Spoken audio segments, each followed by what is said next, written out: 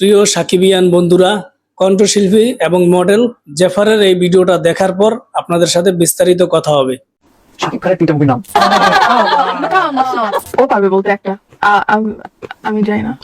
আমি তো একটা জানি যে মুভিতে আমি ছিলাম, বাট বাকিটা আর দুইটা ও পারবে বলতে একটা। আমি জানি না। আমি ডেফিনেটলি ও তো ওকে রিস্ক হবে।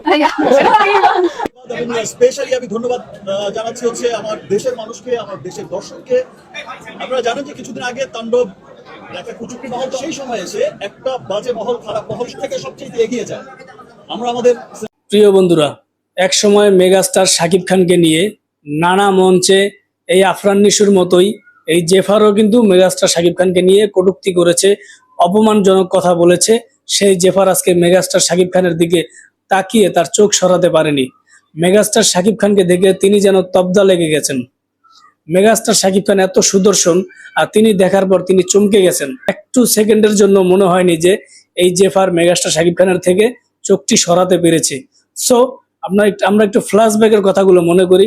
এই জেফারকে একদিন প্রশ্ন করা হয়েছিল একটা মঞ্চে, শাকিব খানের 3টি সিনেমার নাম বলতে পারবেন? তিনি বলে আমি জানি না। মানে তিনি চেনেই না শাকিব খানকে, এমন একটা ভাব নিয়েছিলেন। কিন্তু আজকে দেখেন তার অবস্থা।